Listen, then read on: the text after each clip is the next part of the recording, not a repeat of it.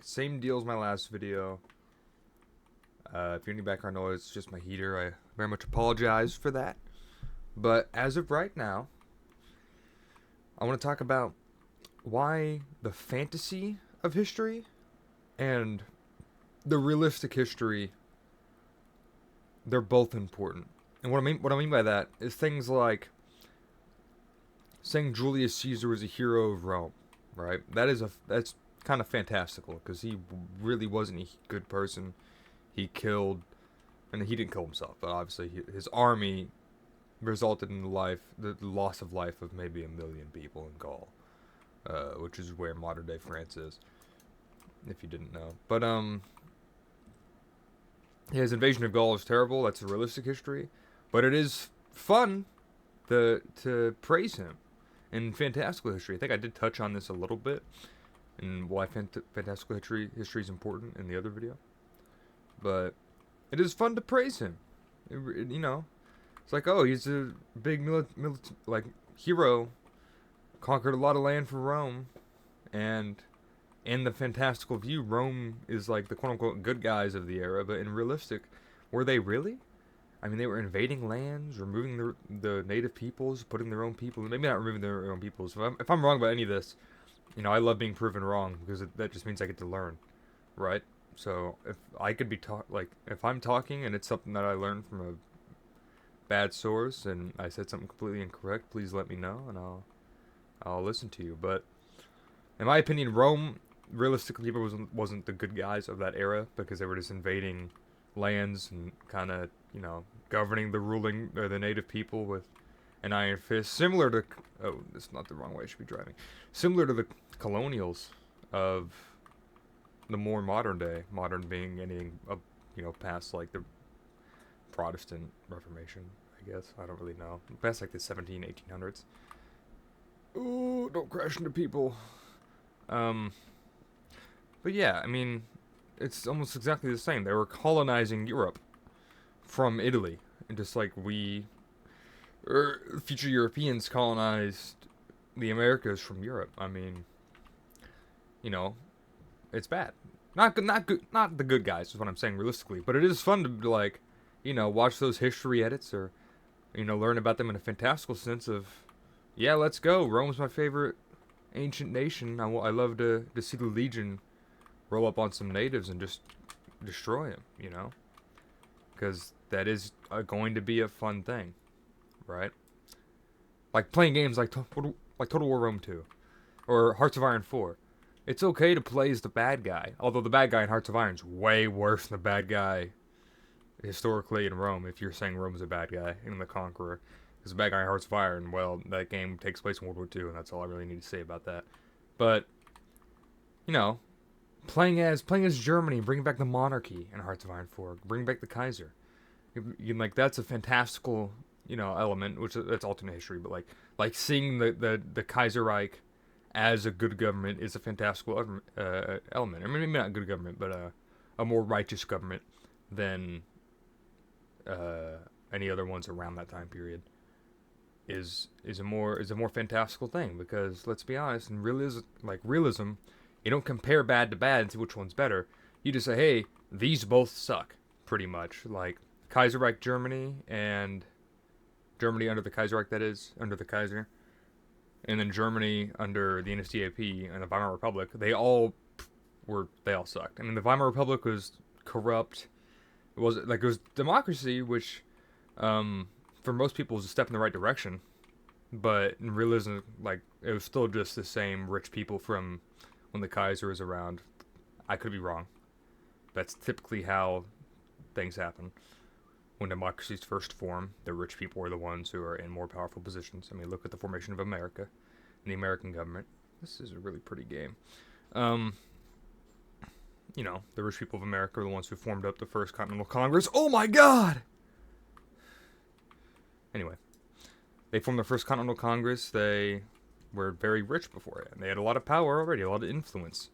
Benjamin Franklin, for example, was a very influential person even before the revolution began. So not every democracy is good, is what I'm saying with that one. But the difference between so King Arthur is another thing of fantastical history, although that's much more just like a myth than it is history. I guess the Spartans. I should talk about the Spartans, really. The Spartans and the Greeks being righteous against the Persians. And Alexander the Great being righteous against the Persians.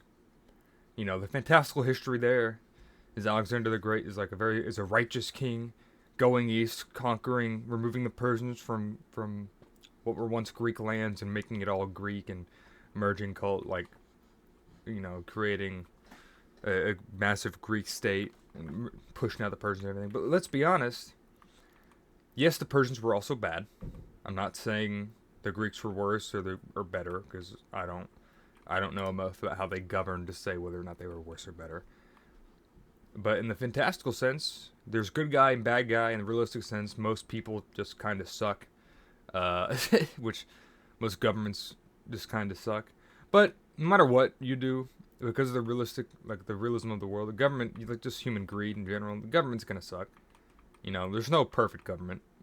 And if there was one, I would hope somebody would have, with enough power, would have at least been a good person. But, it probably would have happened. That's why everybody argues what's the best kind of government, because we don't really know. We don't really know. And that's okay. We don't have to know. We're figuring things out. Humanity, while yes, we've had civilization for probably about 5,000 years, maybe I think less than that, actually. Maybe more, even. But we're a young species, and we're already capable of wiping itself off the map. That's bad. I'm not talking about nukes right now, though. That'll be in like an hour. No, I'm just kidding. We're not talking about nukes right now, but we're a young species. We're still figuring things out. We're still figuring out how should we govern ourselves. How should we treat each other? Although, in my eyes, we're coming very close to figuring out how we should treat each other, just with respect and privacy to each person, and knowing that each person, respect and privacy. I guess that's fine. Like, not trying to dig into each person so much, and respecting what they do, and letting them be happy for who they are, as long as they aren't hurting other people. I feel like humanity's done very well with that. Not very well, actually. No, I'm not. That's a bad take. We've not done very well with that. But humanity is learning how to do well with that, especially the last couple hundred years, when starting with women getting more rights in the late 1800s, early 1900s around the world. And that time, like, they could have gotten it way before, not way before, but like before, I'm not an expert in women's rights history, so I'm not gonna claim that I am. But starting with that, and starting with different races getting more rights, like in the Civil War in America, freeing the slaves. And there's a short time period where they actually had they were getting a lot of government offices before Jim Crow, which you can also say, since we're so young, we can recede. We can take steps backwards in lessons and thoughts of ourselves, or like respecting others. We have gone backwards in the past. I mean, for example, Nazi Germany. I mean, they went from the Weimar Republic. I mean, there was still a lot of anti-Semitism in Europe, but they weren't being put in camps. And then Nazi Germany came along, put them in camps. And I don't know, but I feel like this video is about fantastical history.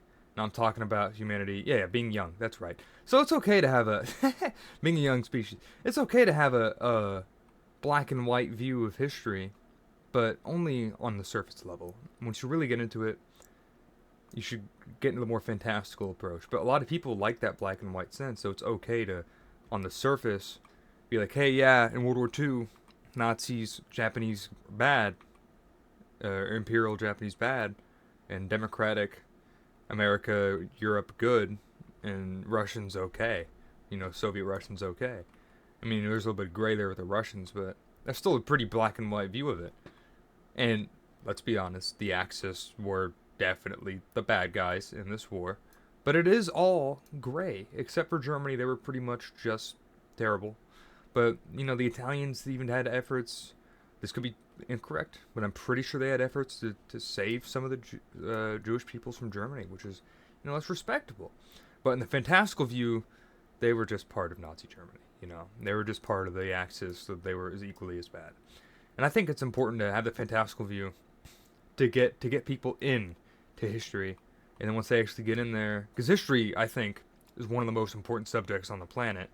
I mean, every subject you teach at school is pretty abstract. I mean, mathematics, English, like literature, um, science is not abstract. Science is very much, uh, I don't what's opposite of that? Tangible. Tangible. Science is very tangible. Um, but history, that's everything that has ever happened to humanity packed into one subject. It could be so many subjects. I mean, you'd have the history of governments, the history of culture, the history of our the developing sciences, technology. But I guess that's not really what we're talking about today.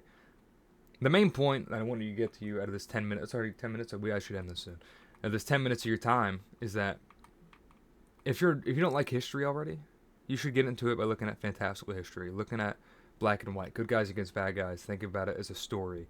Look at, if you don't like wars or anything, you think that's not cool, look at the politics of medieval Europe, not the politics, the relationships between the monarchs and how interesting that is. That's what my mom is doing. You know, she doesn't really care about all like the bigger picture stuff. So look at the smaller picture stuff, because that's also important. Look at the smaller picture stuff, and then from there try to broaden your view a little bit. And every time you broaden it, if you don't like it, you can go back in a little bit. But just be prepared to eventually broaden it a little bit more to things that you'll like and find interesting. Because in my opinion, history is very important, and that's why fantastical history is important just as much as realistic history. You know, having the black and white, having the more dramatized things of history can be good and is important to still teach. But the realistic version of history is also good to know. Like a recent example, because I'm filming this, February 13th, 2025, about 3 years ago at the start of the Ukrainian war, a little under 3 years ago, there was that myth of the ghost of Kiev, flying over the city, taking out Russian jets left and right.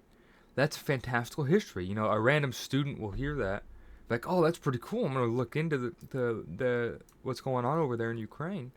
But if you just tell the realistic version, that guy probably wasn't real. That's probably a thing of propaganda, right? They're not gonna be as interested because there's just whatever. Who cares? Oh, there's an air battle. Who cares? Something about a hero who took out left and right, like Top Gun, bunch of Russian jets. They're like, yeah, let's go. And they'll look into it a little bit more and get into the more realistic history. So a fantastical history is a really good gateway into realistic history, and I think it's very important to teach both. But if someone's ready to go straight into realistic, super fantastical, that's great too. And I'm going on 13 minutes. I'm gonna stop now, and have a good rest of your day, boys and girls, and whatever else it might be. That's okay. Bye bye. Love you. Bye.